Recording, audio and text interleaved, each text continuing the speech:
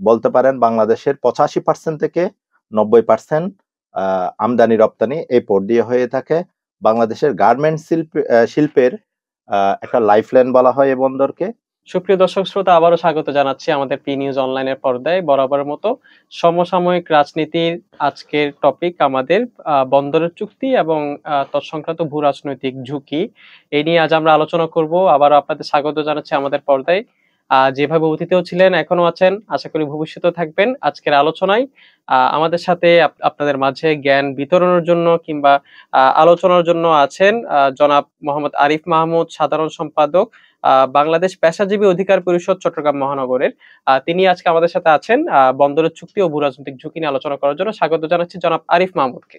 ধন্যবাদ আদনান ভাই এবং পি নিউজ অনলাইন চ্যানেল আমাকে সুযোগ করে দেওয়ার জন্য। বাংলাদেশের বাণিজ্যিক রাজধানী হচ্ছে চট্টগ্রাম। এই বাণিজ্যিক রাজধানী নামকরণের পেছনে সবচেয়ে বড় ভূমিকাটা রাখে চট্টগ্রাম বন্দর। এটাকে চট্টগ্রাম বন্দরকে বাংলাদেশের অর্থনীতির লাইফলাইন বলা হয়।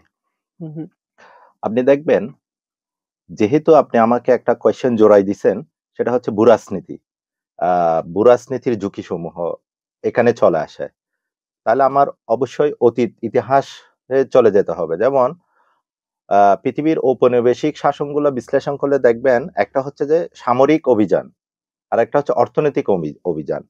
অর্থনৈতিক অভিযানের আলোকেই আমি আজকের আপনার বিষয়টা তুলে ধরবো। যেমন ব্রিটিশ ইস্ট ইন্ডিয়া কোম্পানি যখন কলকাতা বন্দরে ব্যবসা করার সুযোগ পায়, সেই সুযোগটা কাজে লাগিয়ে ওরা আমাদেরকে 190 বছরের একটা মানে নিন্দনীয় শাসন উপহার দেয় সাবকন্টিনেন্টে।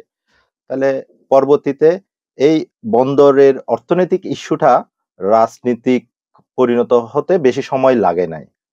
ভূরাজনীতির প্রেক্ষাপটটা হচ্ছে সেরকম। যেমন বন্দর আমাদের একটা সেন্সিটিভ জায়গা, এবং বলতে পারেন বাংলাদেশের 85% থেকে 90% আমদানি রপ্তানি এই পোর্ট দিয়ে হয়ে থাকে। বাংলাদেশের গার্মেন্টস শিল্পের একটা লাইফলাইন বলা হয় এই বন্দরকে। এখন বিদেশিদের হাতে যদি সরকার এই মানে কিছু চুক্তি করে, সেটার বিষয় সরকার অবশ্যই জনগণকে কি করতে হবে? জানাতে হবে। যেমন কি কি বিষয় সরকার জানাবে? সরকার জানাতে পারে ভূরাজনৈতিক ঝুঁকি সমূহ কি কি। এই চুক্তি করলে, এই চুক্তির আওতায় আমাদের বাংলাদেশের জনগণের জন্য, বাংলাদেশের জন্য ভূরাজনৈতিক ঝুঁকি সমূহ কি কি, এই জিনিসটা ঠিক করে এটা জনসম্মুখে পাবলিক করে কেবলমাত্র চুক্তিতে যাওয়া উচিত বলে মনে করি। সাধারণত চুক্তির মধ্যে আসলে ঝুঁকি কি কি সেটা কিন্তু উল্লেখ করা হয়। চুক্তির মধ্যে আসলে চুক্তি কি কি বিষয় সেটা কিন্তু উল্লেখ করা হয়। সেক্ষেত্রে ঝুঁকি বা কেন আপনাকে উল্লেখ করে দিবেন? না, চুক্তিতে ঝুঁকি উল্লেখ করবে না, ঝুঁকি পরিমাপ করে চুক্তি করবে। অর্থাৎ বাংলাদেশের প্রত্যেকটা নাগরিকের চুক্তি কি নিয়ে হচ্ছে সেটা আপনারা জানতে চান, জনগণ সেটা জানুক, এই এটাই আপনারা চুক্তির চেয়েছেন। ফলে মানে ভূরাজনীতি যখন আসছে তার জন্য, এই চুক্তিটা হলে বাংলাদেশের জনগণের জন্য ঝুঁকি কি কি থাকতে পারে, আগে ঝুঁকিটা পরিমাপ করতে হবে, তারপর আসবে যে বিদেশের সাথে কিভাবে চুক্তি করবে। সরকার যে ঝুঁকি অ্যানালাইসিস করে নাই, তা আসলে কিভাবে আপনি ভাবছেন? যেহেতু আমরা কোথাও দেখি নাই, সরকারের কোনো প্রেস বিজ্ঞপ্তি দেখি নাই, সরকার কোনো পত্র পত্রিকায় দেয় নাই ঝুঁকি সমূহ, সেজন্য আমি ডেফিনেটলি ধরে নিব সরকার এই বিষয়ে আমাদেরকে জানায় নাই। না, আপনার ডক্টর মোহাম্মদ ইউনূস আজ থেকে আপনার ৩-৪ মাস আগে যখন এই বিষয়টা নিয়ে আলোচনা শুরু হয়েছে, তখনই কিন্তু তিনি বলেছিলেন যে অর্থাৎ এক প্রকার বাধ্যবাধকতা তিনি দেখিয়েছিলেন যে এটা আসলে অত্যন্ত প্রয়োজনীয় এক প্রকার বাধ্যবাধক আমাদের জন্য, এবং যদি মানুষ এটা নাও চায়, মানুষকে আসলে বুঝিয়ে হলেও রাজি করাইতে হবে। অর্থাৎ তিনি এতে কিন্তু সরে আসবেন না। তো এত বড় একটা ডিসিশন অন্তর্বর্তীকালীন সরকার সাধারণত আমরা জানি যে একদম বেসিক কিছু সংস্কার করে সে কিন্তু বৃহৎ কোনো সংস্কারের হাত দিতে পারবে না। বেসিক কিছু সংস্কার করে সরাসরি তাকে নির্বাচিত সরকারকে ক্ষমতা হস্তান্তর করতে হবে। তো এত ইমার্জেন্সি একটা টপিক, এই টপিকটা যখন এত ইমার্জেন্সিলি নেওয়া হয়েছে ডক্টর মোহাম্মদ ইউনূসের সরকারের মাধ্যমে, তাহলে উনারা যে কোন ধরনের ঝুঁকি এনালাইসিস করে নাই, এটা শুধুমাত্র ধারণাপ্রসূতভাবে কিভাবে বলতে পারছেন? দেখেন, ধারণাপ্রসূত এই কারণে, ঝুঁকি অ্যানালাইসিসটা আমি এই পর্যন্ত কোনো পত্র পত্রিকায় দেখি নাই, কোনো বিশেষজ্ঞের মুখ দিয়ে শুনি নাই, কোনো টক শোতেও শুনি নাই।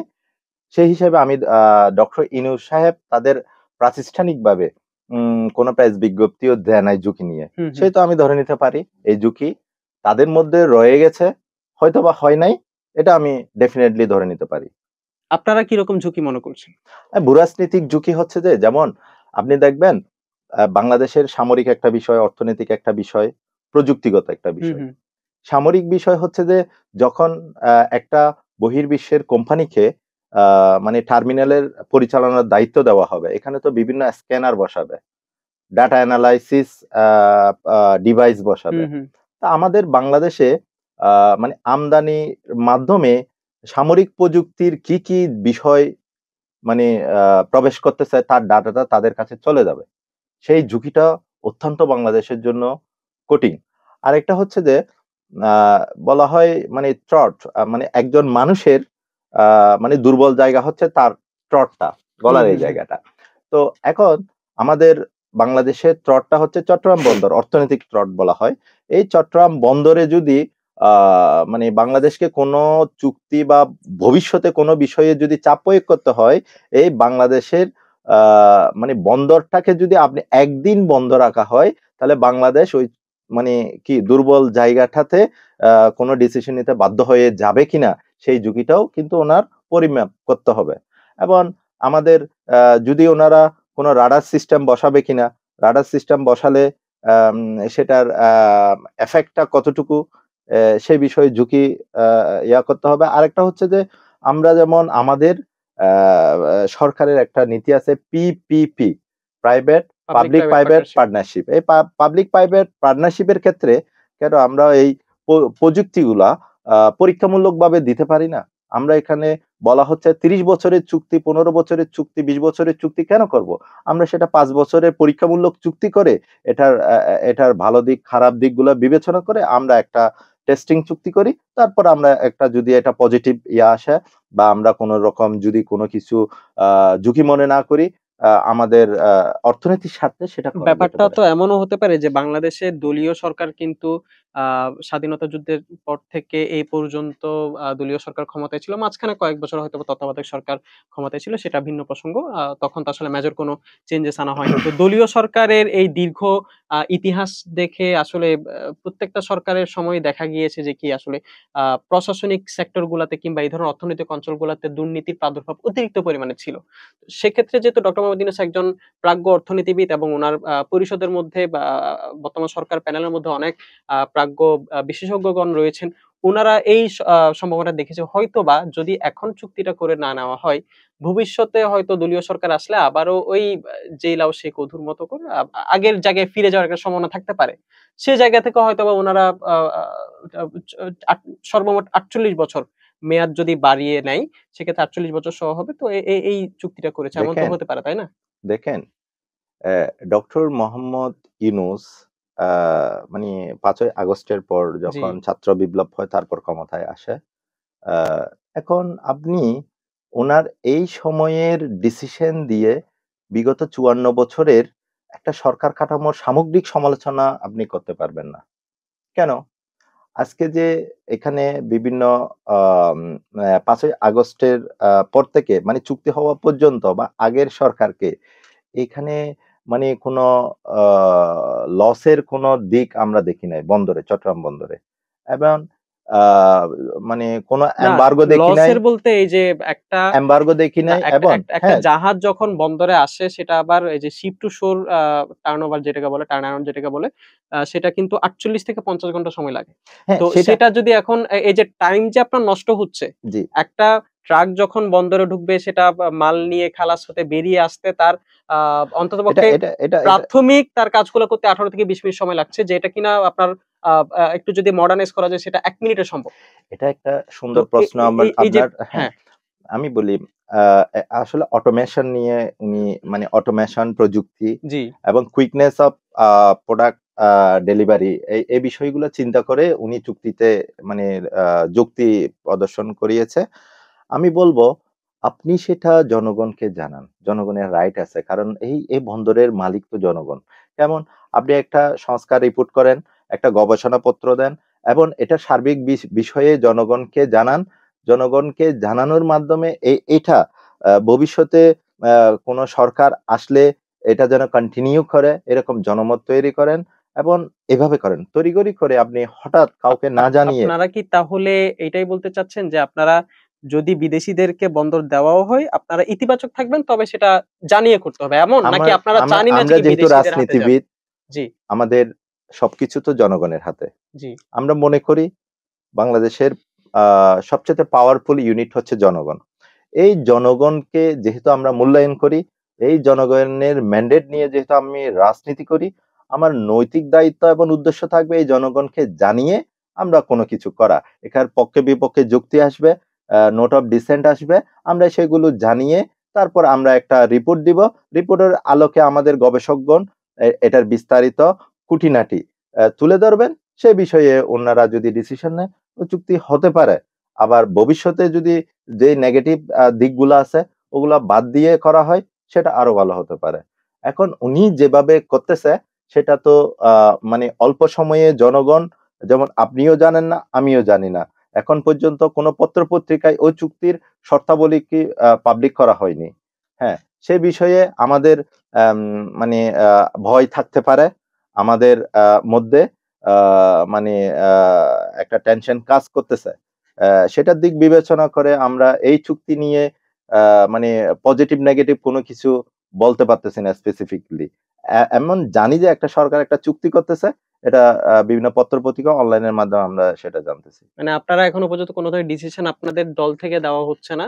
যে আপনারা চান কি চান না সেটা আপনারা এখন এখনো তো পর্যন্ত জানেন না। গ ডিসিশন সরকার নেননি। তো কোনো রাজনৈতিক দলকে এ বিষয়ে ডাকে নাই।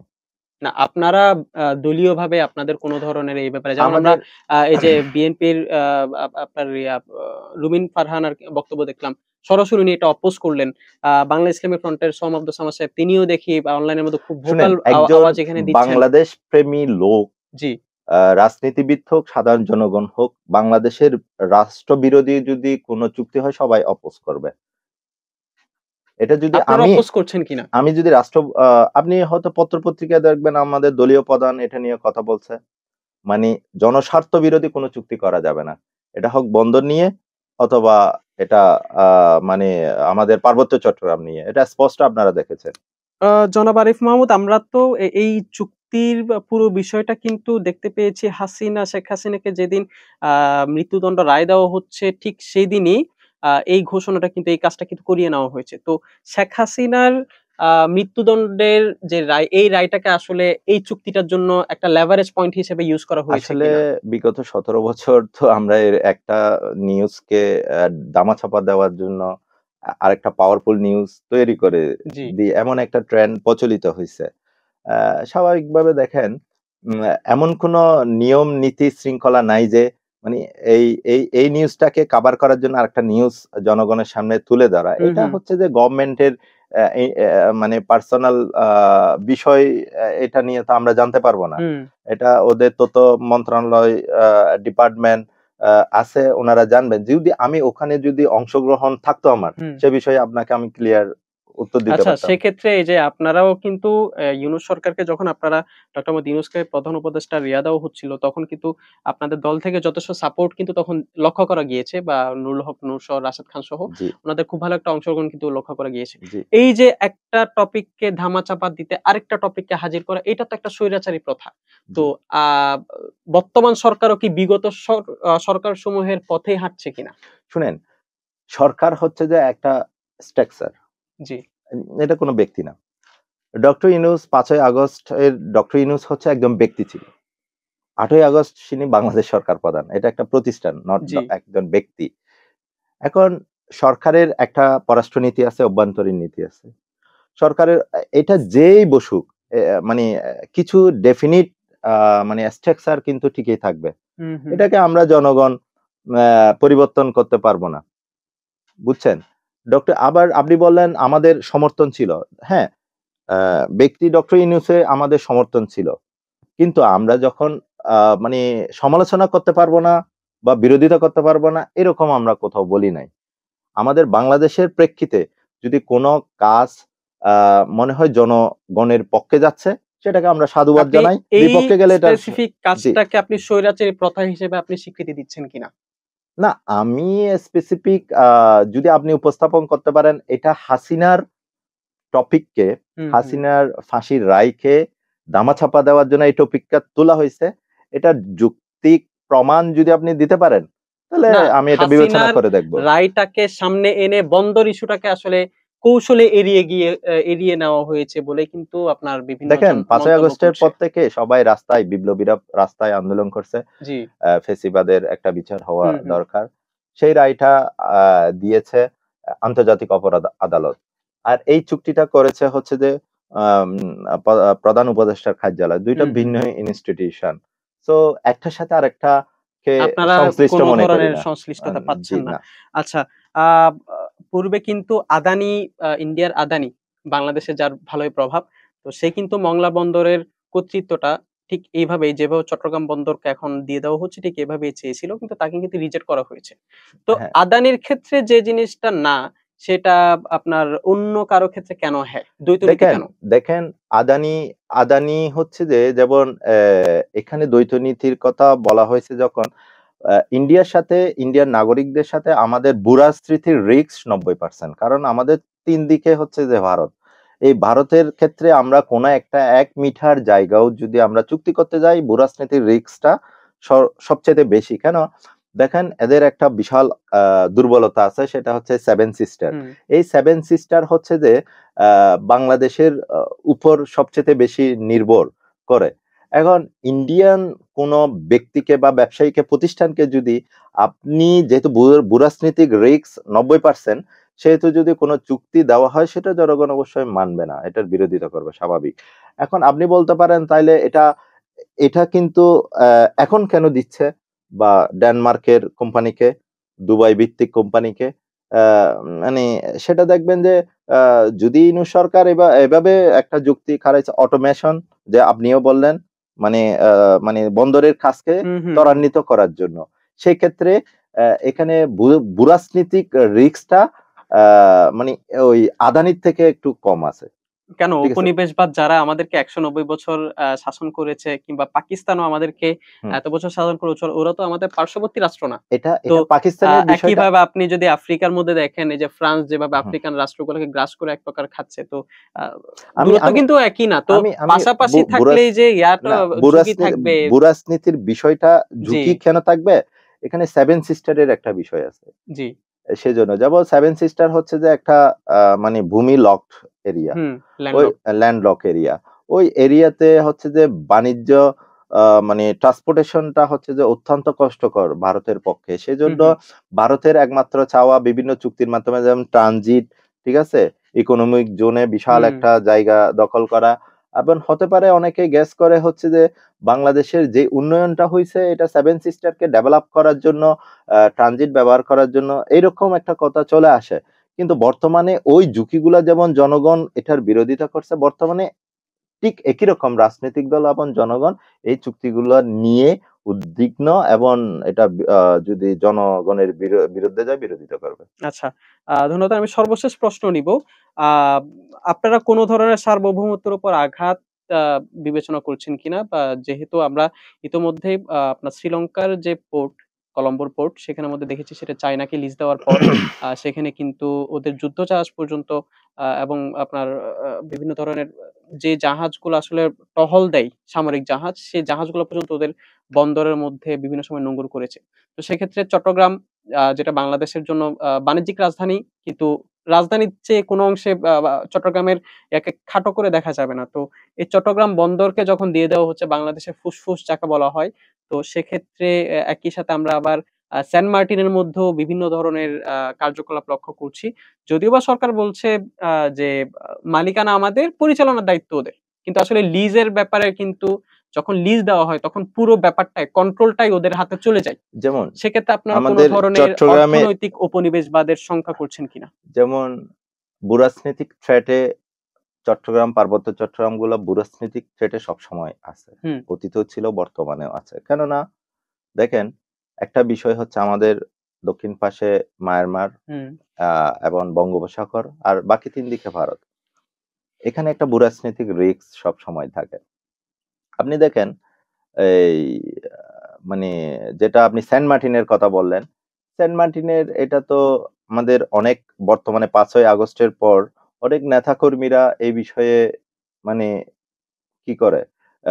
মন্তব্য করতেছে এবং বিগত সরকারও এ বিষয়ে মানে খোঁটা মেরে কথা বলছে বর্তমানে বিগত সরকার যারা পালিয়ে গেছে দেশ থেকে। আরেকটা বিষয় দেখবেন আমাদের বাকি দলগুলার অভ্যন্তরীণ বিষয় তো আমরা বলতে পারবো না। আমাদের দলীয় বিষয়গুলা যেমন আপনার এই বন্দর এবং যেমন স্টার্লিং এর একটা চুক্তি এগুলা, তারপরে সেন্ট মার্টিনের বিষয় নিয়ে আমাদের সরকারকে হুঁশিয়ারি দেওয়া আছে জনবিরোধী কোনো চুক্তি করা যাবে না। এটা যদি করা হয় তাহলে জনগণ প্রতিহত করবে। এটা আমাদের আপনারা নব্য উপনিবেশবাদ হিসেবে আপনারা ইয়া করছেন কিনা? নব্য উপনিবেশের টেনশনটা বা ঝুঁকিটা সবসময় থাকে। একজন রাষ্ট্রপ্রধান এই সমস্ত কাজগুলো আসলে নব্য উপনিবেশবাদকে ফ্যাসিলিটেট করছে কিনা? মানে অতীত ইতিহাস যদি আপনি দেখেন এই সমস্ত ছোট ছোট কাজ থেকে তো উপনিবেশবাদ সৃষ্টি হয়। আপনি আমাকে দেখাবেন, আমি বলেছি শুরুতে যে একটা পোর্ট দিছিলাম ব্রিটিশদের, ওরা একটা 190 বছরের একটা শাসন কায়েম করেন। এটার রিস্কটা তো আছে, এটাতে নাকচ করা তো যাবে না। তার মানে এই যে শেখ হাসিনা কিংবা আওয়ামী লীগের পক্ষ থেকে বলা হয় যে সেন্ট মার্টিন নিয়ে কোনো ধরনের ইয়া না করার কারণেই তাদেরকে দেশ থেকে পালিয়ে যেতে হয়েছে। একটা সমালোচনা করি, সেটা হচ্ছে ডাইভারজেশন। জি, সে বাংলাদেশে মানে মেজরিটি চুক্তিগুলা করে ভারতের সাথে, কিন্তু সে সেন্ট মার্টিনটাকে টার্ম হিসেবে ব্যবহার করে, উচ্চারণ করে সেন্ট মার্টিন, অর্থাৎ পিপলস কনসেন্ট্রেশনটা সেন্ট মার্টিনের উপর দিয়ে বাকি চুক্তিগুলো সে সম্পাদন করে। এটা কমপ্লিটলি আমরা কিন্তু হতাশ এইসব বিষয়ে। বর্তমান গভর্নমেন্টও যদি এরকম চর্চা করে, আসলে ছাত্র জনতা, বাংলাদেশের সাধারণ জনতা, বিপ্লবীরা সেটা প্রতিহত করবে। ধন্যবাদ জনাব আরিফ মাহমুদ, সাধারণ সম্পাদক, চট্টগ্রাম মহানগর বাংলাদেশ পেশাজীবী অধিকার পরিষদ। আপনি দীর্ঘক্ষণ বন্দরের ঝুঁকি এবং বন্দরের চুক্তি এবং ভূ রাজনৈতিক ঝুঁকি নিয়ে আলোচনা করেছেন। পি নিউজের পর্দায় আসার জন্য, এতক্ষণ সময় দেওয়ার জন্য আপনার প্রতি আমরা কৃতজ্ঞ। ধন্যবাদ আদনান ভাই, ধন্যবাদ পি নিউজ অনলাইন চ্যানেল আমাকে আজকে আমন্ত্রিত অতিথি হিসেবে আমন্ত্রণ জানানোর জন্য অসংখ্য ধন্যবাদ। সুপ্রিয় দর্শক শ্রোতা, আপনারা এতক্ষণ পর্যন্ত শুনছিলেন চট্টগ্রাম বন্দরের চুক্তি এবং তৎসংক্রান্ত ভূ রাজনৈতিক ঝুঁকি সমূহ নিয়ে আমাদের আলোচনা। আজকে আলোচক ছিলেন জনাব আরিফ মাহমুদ, সাধারণ সম্পাদক, চট্টগ্রাম মহানগর বাংলাদেশ পেশাজীবী অধিকার পরিষদ। এতদিন পর্যন্ত আপনারা আমাদের প্রতিটি প্রোগ্রামে, প্রতিটি আয়োজনে আমাদের সাথে ছিলেন। আশা করি ভবিষ্যতেও থাকবেন, সে আশাবাদ ব্যক্ত করছি। আজকের মতো এখানে বিদায় নিচ্ছি। সকলকে ধন্যবাদ। আসসালামু আলাইকুম।